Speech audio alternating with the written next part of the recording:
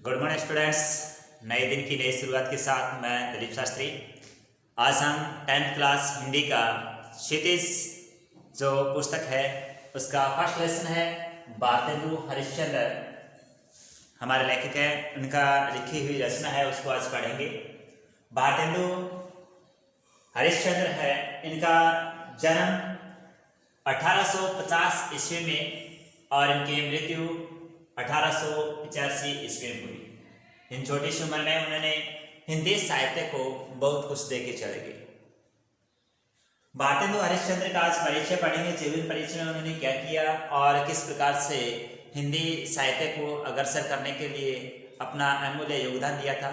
और कहा जाता है कि गद्य जो साहित्य है उसकी रचना और उसका नया जीवन देने में हरिश्चंद्र जी का यानी भारतेंदु जी का बहुत अमूल्य योगदान माना जाता है। भारतेंदु हरिश्चंद्र का जन्म 1850 में काशी के एक प्रतिष्ठित धनी परिवार में हुआ था। काशी जो नगरी है उसके एक प्रतिष्ठित धनी परिवार में हुआ था। उनके पिता गोपाल चंद्र जी, इनके पिता का नाम क्या था? गोपाल चंद्र जी हिंदी के अच्छे कवि थे। यानी इनके जो परिवार विशेष है उनमें इनके पिता थे, वो भी एक कवि थे, हिंदी के प्रसिद्ध कवि थे। गोपाल चंद्र जी हैं, वो हिंदी के कवि थे। और भारतेंदु जी का जीवन जो बीता था वो एक कवि उनके पिता था, उनके नेतृत्व में बीता गया था। उनकी देखरेख में उन्होंने क्या किया, हिंदी के जो शब्द विशेष है उस पर अच्छी पकड़ की थी उन्होंने। भारतेंदु जी के बाल्यकाल में उनके पिता का आकस्मिक देहावसान हो गया था। अब कह रहे थे जब छोटी सी उम्र में थे तो उसमें उनका देहांत हो गया था। और उसके बाद में उन्होंने एक ठान लिया था कि जिस प्रकार से पिताजी ने इस जीवन में हिंदी के लिए अपना सब कुछ न्यौछावर कर दिया था, वैसे मुझे भी हिंदी साहित्य या हिंदी के लिए मुझे कुछ न कुछ करना चाहिए। तो छोटी सी उम्र में उन्होंने कविताएं की रचना या अन्य जो शब्द रचनाएं उनके करने लग गए थे। तो कहा गया कि देहावसान उनका हो गया छोटी सी उम्र में। तो वे उसमें विपुल संपत्ति के एकमात्र उत्तराधिकारी थे। यानी इनके पिता के देहावसान होने के बाद में इनके पिता की जितनी भी संपत्ति थी उनके मालिक केवल एक ही थे। उत्तराधिकारी कौन थे? भारतेंदु हरिश्चंद्र थे। उन्होंने अपने संपत्ति लोक सेवा और साहित्य सेवा में समर्पित कर दी थी। क्या कहा था? उन्होंने अपनी पूरी संपत्ति किसमें?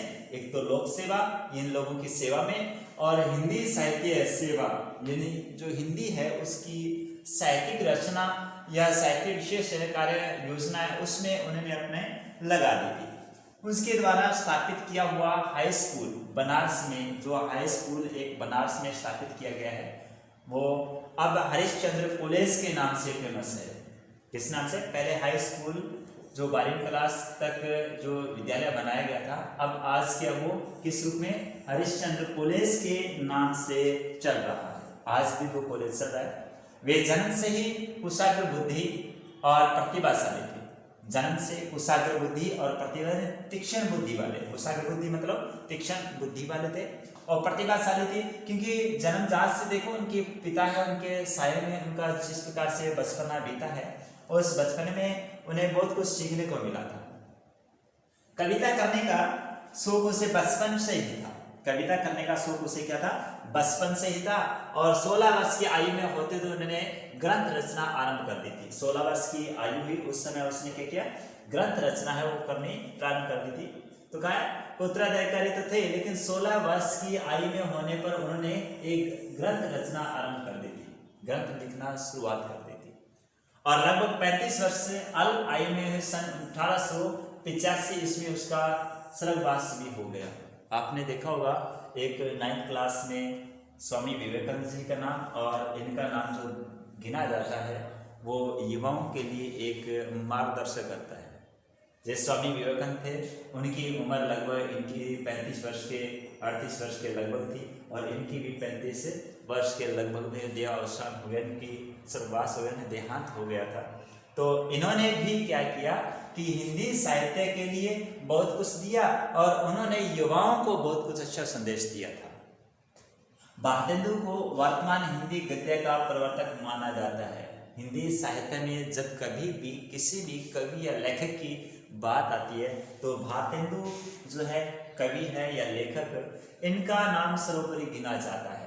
क्योंकि आज जो हिंदी हम पढ़ रहे हैं गद्य रचना, इनके प्रवर्तक भी भारतेंदु जी को माना जाता है, क्योंकि ये गद्य रचना है। गद्य जो रचना की जो शैली है वो भारतेंदु के द्वारा ही दी गई है, भारतेंदु है उनके द्वारा दी गई है। भाषा और साहित्य दोनों, भाषा और साहित्य पर उनका स्थायी प्रभाव पड़ा है। देखिए, एक दो भाषा हर प्रकार की भाषा होती है, लेकिन साहित्य रचना है उस पर उसका सबसे ज्यादा प्रभाव माना जाता है। भाषा को किस प्रकार से तोड़ना, भाषा को किस प्रकार से बनाना, भाषा की रचना से संबंधित जो कलाकृति है, शैली है, वो सबसे ज्यादा वो प्रभावित करती है। उन्होंने गद्य की भाषा को परिमार्जित कर, यानी गद्य की जो भाषा है उसको परिमार्जित शुद्ध करके दी। शुद्ध का मतलब उनमें जो कमियां हैं उसको निकाल करके और मधुर और स्वच्छ बनाया है। मधुर बनाया और साथ में क्या बनाया, स्वच्छ बनाया है। क्यों? जो गद्य भाषा है उसको पढ़ने लायक किस प्रकार से लोगों की रुचि इसमें उत्पन्न हो, किस प्रकार से लोग उसकी तरफ आकर्षित हुए, वो सभी चीजें इसमें समाहित की, यानी उसमें जोड़ी गई है। वे सुधारवादी थे, हर प्रकार की भाषा के अंदर सुधार करने का प्रयास करते थे। सुधारवादी मतलब हर प्रकार की जो शैली है उसमें सुधार करने की वो प्रयास करते थे। प्राचीन और नवीन का सामंजस्य भारतेंदु जी की सबसे बड़ी विशेषता रही। प्राचीन काल की जो गद्य रचना और नवीन काल की गद्य रचना, उनको दोनों में सामंजस्य स्थापित कर लेते थे। दोनों को इस प्रकार से करते, कहीं पुराने लोग हैं या पुराने कवि हैं वो किसी प्रकार आलोचना विशेष न करें और नवीन जो कवि आते हैं तो उसकी तरफ आकर्षित भी हो। और दूसरी बात है, भाषा विशेष है उसको किस प्रकार से लोगों की तरफ आकर्षित किया जाए भाषा के द्वारा या भाषा के माध्यम से, तो लोग उसमें बने रहे। तो कवि का एक या लेखक कह सकते हैं, उनका एक ही उद्देश्य था कि लोगों को उसके प्रति प्रेरित किया जाए, आकर्षित किया जाए और गद्य रचना करने के लिए प्रेरित किया जाए और हिंदी साहित्य को सबसे ज्यादा यानी महत्व दिया जाए, ताकि हिंदी साहित्य वो हद से ज़्यादा के लोगों में एक प्रचार और प्रसार के रूप में बना रहे। क्योंकि उस समय भारत क्या था, गुलाम था और लोगों में यही थी कि किसी न किसी प्रकार से लोगों को जागरूक किया जाए और जागरूक होने के बाद में देशभक्ति को जागृत किया जाए, अपने संस्कृति उसके प्रति जागृत किया जाए। तो ये गद्य रचना के द्वारा किया जा सकता था। तो वो बेड़ा सबसे ज़्यादा उठाया था भारतेंदु जी ने। इनकी जो भाषा में सबसे ज्यादा जो संस्कृत भाषा है, तत्सम शब्द जिसको बोलते हैं, संस्कृत है ना, तत्सम शब्द है, उनका प्रयोग ज्यादा होता था। और तत्सम के साथ साथ में तद्भव जो खड़ी हिंदी भाषा है उसका प्रयोग भी बहुतायत से मिलता है। तो क्या इनकी भाषा में क्या है, संस्कृत के तद्भव शब्दों की बहुतायता मिलती है। संस्कृत के शब्द और हिंदी की खड़ी बोली है उनके बीच शब्दों की बहुतायता मिलती है, नहीं बहुत ज्यादा उसका प्रयोग किया गया था। लोकोक्तियां यानी लोक उक्तियां, जो कहावतें हैं जिसको बोलते हैं, लोगों द्वारा कही गई बातें हैं जो प्रचलित कहावतें हैं, उनका और मुहावरों का भी प्रयोग उनकी जो भाषा में देखने को मिलता है। लालित्य आ गया है। लालित्य का मतलब है कि लोगों को उसकी तरफ आकर्षित करना और एक शैली बोली जाती है लालित्य शैली। तो उस शैली के द्वारा ही उसे भाषा को अधिक रोचक बनाया गया था। स्थान स्थान में रोचकता प्रदान करने के लिए उन्होंने क्या हास्य और व्यंग्य का भी प्रयोग किया है। लोगों में क्या हास्य और व्यंग्य, लोग किसी प्रकार हास्य और व्यंग्य के द्वारा क्या करते हैं, हर भाषा या किसी लेख है उसके प्रति आकर्षित हुए, लोग उसे पढ़ने में रुचि पैदा की जाए, तो वो भी उन्होंने क्या किया, हास्य और व्यंग्य विशेषण दोनों का भी प्रयोग किया है। व्यंग्यात्मक तो इसलिए किया जाता है कि कटाक्ष करना, किसी लोगों को उसकी तरफ आकर्षित किया उसके बारे में बताना, और हास्य इसलिए क्योंकि कुछ ऐसी चीजें उसमें गद्य के अंदर डाली जाती थी ताकि लोग क्या करते थे, उस गद्य को पढ़कर उसके प्रति अपने जो भाव है वो प्रकट कर सके। तो इस प्रकार से जो कह सकते हैं कि हास्य और व्यंग्य के साथ प्रयोग करते करते उन्होंने देश सेवा और साहित्य में प्रभावित होकर के युवाओं को उन्होंने क्या किया, एक भारतेंदु नामक जो उपाधि है उसको प्रदान किया गया था। उनकी देश सेवा और साहित्य सेवा से प्रभावित होकर इस युग की जनता ने उसे किस नाम से, भारतेंदु की उपाधि दी। भारतेंदु, हरिश्चंद्र को किसकी, भारतेंदु की उपाधि दी गई थी। क्यों दी गई? क्योंकि उन्होंने देश सेवा में अपना जीवन समर्पित कर दिया, साहित्य में अपना जीवन समर्पित कर दिया। उससे सबसे ज्यादा प्रभावित कौन है, ये लोग हुए, और लोगों ने इस युग में क्या किया, उसे भारतेंदु की उपाधि दी गई थी। किन्होंने उपाधि दी? लोगों ने, ये जनता ने उसे भारतेंदु की उपाधि दी। उन्होंने कवि वंचन सुधा, हरिश्चंद्र मैगजीन्स का संपादन किया। किसका? कवि वचन सुधा और हरिश्चंद्र मैगजीन, दो जो रचनाएं विशेष कह सकते हैं या अपने कह सकते हैं मैगजीन विशेष, समाचार पत्र विशेष कहते हैं, लेख विशेष कह सकते हैं, उनका भी उन्होंने संपादन किया। भारतेंदु ने कुल कितने 175 ग्रंथ लिखे थे। कितने लिखे थे? 175 ग्रंथ लिखे थे। और 175 में जिन ग्रंथों को लिखा वो अधिकतर के अनुवाद थे, जिनमें से बहुत से केवल अनुवाद ही है, दूसरी भाषा को ट्रांसलेट करके, इंग्लिश के है, उर्दू के, अरबी के भाषा के ना, उस जो भाषा विशेष से लिखे गए ग्रंथों उसको अनुवाद करके गद्य रचना के रूप में लिखे गए थे। उनके द्वारा लिखे जिन नाटकों का हिंदी संसार में बड़ा आदर है, उनके द्वारा जो लिखे गए नाटक थे वो आज भी हिंदी साहित्य में उनका आदर सत्कार के रूप में जाना जाता है। क्या आदर सत्कार मतलब आज भी वो फेमस है, प्रसिद्ध है। उन नाटकों की गिनती आज भी श्रेष्ठ नाटकों के रूप में होती है। उनमें वैदिक हिंसा न भवति, उनमें से क्या वैदिक हिंसा न भवति, कि वैदिक में जो हिंसा हो रही है वो हिंसा नहीं होती, व्यंग्यात्मक काव्य, कर्पूर मंजरी। और उसके बाद में सत्य हरिश्चंद्र, चंद्रावली नाटिका, भारत दुर्दशा, अंधेरी नगरी, नील देवी, मुद्रा राक्षस आदि बहुत से नाटक प्रसिद्ध है। बहुत से नाटक क्या प्रसिद्ध है। आज भी इन नाटकों की श्रेष्ठ नाटकों में गिनती होती है। मुद्रा राक्षस तो आज भी कहीं आपको सीरियल विशेष में चलता मिलेगा। उसके बाद चंद्रावली ये भी नाटक चलता मिलेगा। सत्य हरिश्चंद्र ये भी नाटक आजकल जो आप टीवी पर देख सकते हैं। तो ये सारे नाटक भी फेमस थे। और नाटकों की प्रसिद्धि कारण क्या था? हरिश्चंद्र। क्यों? उन्होंने क्या अपने गद्य शैली को एक नवीन शैली दी थी। गद्य शैली उसको एक नवीन शैली दी थी।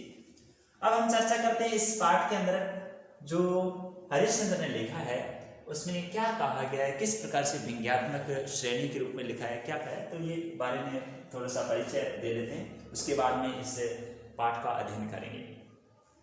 प्रस्तुत निबंध है वो भारतेंदु जी की विनोद प्रिय प्रवृत्ति का प्रतिनिधि उदाहरण है।